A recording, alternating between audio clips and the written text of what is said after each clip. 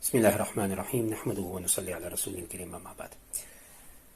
Hoje vamos falar sobre a conversão, as três grandes conversões que são, podemos dizer, aquelas três grandes conversões que vão praticamente,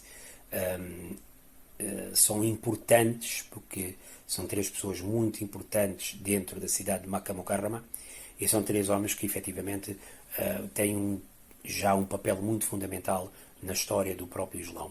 Três homens que, ao verem a maneira como os muçulmanos foram crescendo depois da imigração, depois das batalhas de Badr, Uhud, as batalhas trincheiras, Khaybar e depois finalmente o Tratado de Hudaybiyah e finalmente entrarem, portanto, em Meca e fazer a Umrah com toda a segurança e prestígio, perceberam eles, cada um naturalmente na sua sabedoria, que o Islão não era uma moda, não era uma tendência. O Islão é algo que veio para ficar. Não é realmente uma coisa, uma moda que se pega durante algum tempo e efetivamente vai acabar.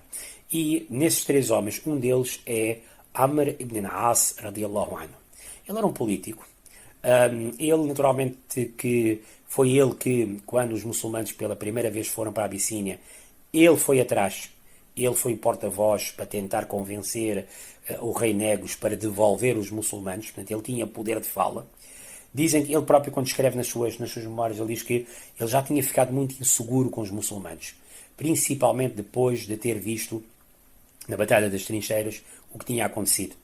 Então conta-se que ele convocou o seu grupo partidário e disse que, olha, a melhor coisa que a gente pode fazer agora é abandonar Meca e irmos viver numa zona na Abissínia, onde eles vão nos deixar, porque ele já tinha ido lá uma vez, portanto ele sabia que o rei Negus dava liberdade religiosa, e pelo menos vamos ficar lá a viver o nosso paganismo e não vamos ser obrigados a viver aqui, senão, caso contrário, já vai ser obrigado a ficar muçulmano só para sobreviver. Isto é o que eles pensavam. Então dizem que ele foi embora, o grupo saiu com ele, foram para a Abissínia, e ao chegar lá ele recebe notícias que, naturalmente,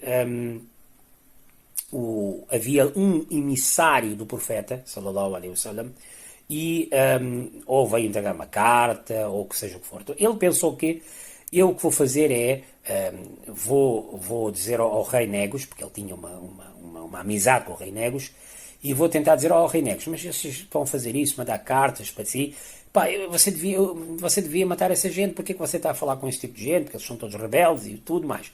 E se quiser faço isso a ele. Portanto, ele tentou, de uma certa maneira, ver se ganhava um favor com o rei Negus. O rei Najashi ficou muito chateado com essa situação, como sabem, já tinha falado nas outras aulas. O rei Najashi aceitou o convite e converteu-se ao Islão. E então ele bateu, deu uma chapada no nariz. Não é chapada, era tipo, tocou no nariz, deu uma espécie de um puxão no nariz. É uma forma que na altura eles tinham para mostrar quando chateavam-se com alguém. E diz que tu não tens vergonha. E Amr percebe que realmente abusou.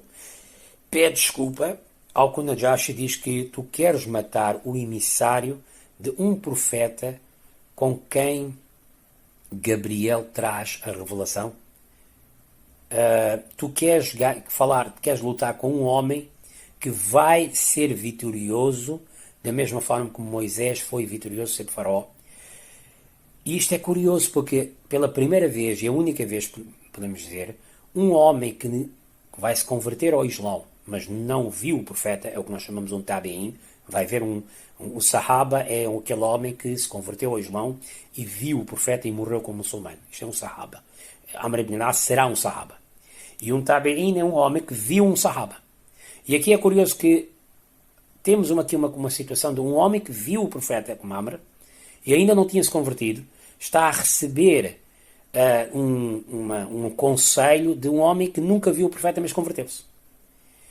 E o rei Najashi lhe diz, porquê é que tu estás a fazer isso? Aceita o Islão é correto, não faças isso. E já, e finalmente Amr ibn al-As disse que eu fugi para a Abissínia para fugir do Islão, mas o certo é que aqui também ao chegar, o próprio rei está-me a dizer, ele próprio diz que foi nessa altura que ele percebeu que não vale a pena eu estar a lutar, esta religião é verdadeira, eu vou voltar outra vez, eu vou agora realmente converter. Dizem que ele até se converteu com as mãos do rei Najashi, mas ele disse que agora eu vou para Medina, porque a lei era essa mesmo, quem se convertia tinha que ir para Medina Munawara, e vou fazer outra vez a conversão.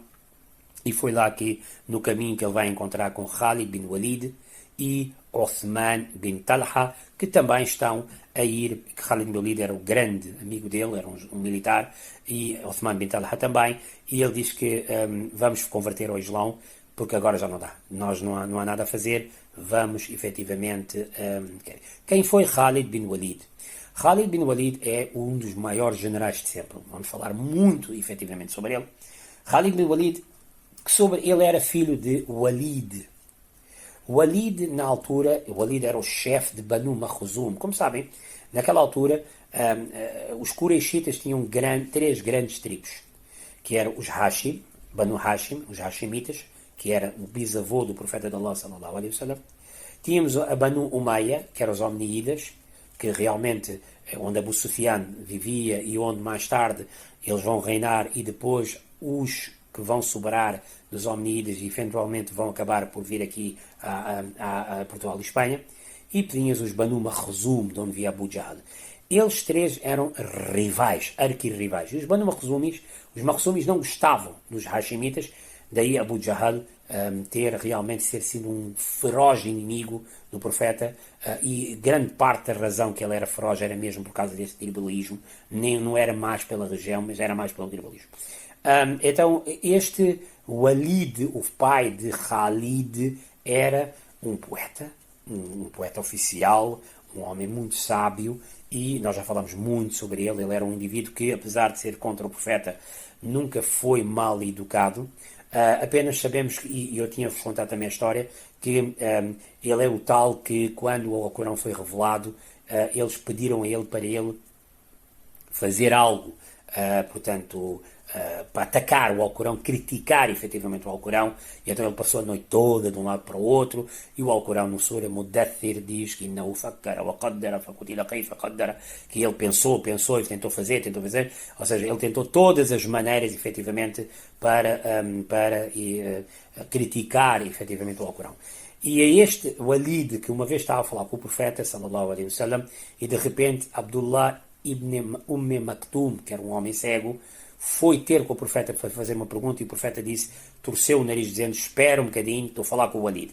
E o Alcorão foi revelado dizendo que você devia torceu o nariz para um homem que veio perguntar quando estava a falar com um homem que não quer efetivamente entrar no Islão. E, portanto, em outras palavras, o próprio Alcorão veio dizer que não vale a pena estar a perder tempo. O Walid não vai efetivamente aceitar o Islão, não quer, porque este livre-arbítrio que o homem tem, as decisões que o homem toma são deles, e Allah sabe efetivamente quem aceita e quem não aceita. Então Khalid era filho deste homem, portanto um homem muito forte. Khalid viveu no seu luxo, era um homem que era um grande militar, um grande estratega, um grande general. Na Batalha de Badr ele não esteve presente porque ele estava na altura fora de Meca, e como sabem, a Batalha de Badr aconteceu sem prévio conhecimento de ninguém. Mas em Uhud ele esteve na vitória. Quando os muçulmanos já estavam a ganhar, foi ele que realmente percebeu uma falha nos muçulmanos na retaguarda, e foi ele que por ali conduziu os Quraishitas a uma vitória. E foi ele que também na Batalha das Trincheiras foi um dos poucos que conseguiu furar as trincheiras e conseguiu passar para o outro lado. E foi ele que em Hudaybiyah esteve a liderar o exército que bloqueou os muçulmanos e não deixaram eles entrar em Meca. Portanto, ele foi um homem que estava na frente de ataque militar, e era um homem realmente a nível militar muito, muito, muito forte.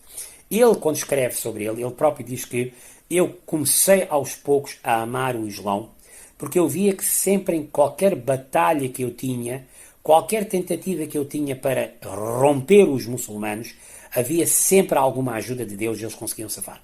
Em Uhud, naturalmente, ele conseguiu criar um grande estrago, mas após isto, ele vê que realmente, sempre que ele tentava apanhar uma brecha nos muçulmanos, ele via que acontecia sempre alguma coisa e os muçulmanos ganhavam. E portanto, ele olhou, pensando a nível militar, que esses homens realmente que não estão preparados, mas eles têm uma fé tão forte que o que eles têm dentro deles é mais do que qualquer soldado efetivamente pode ter.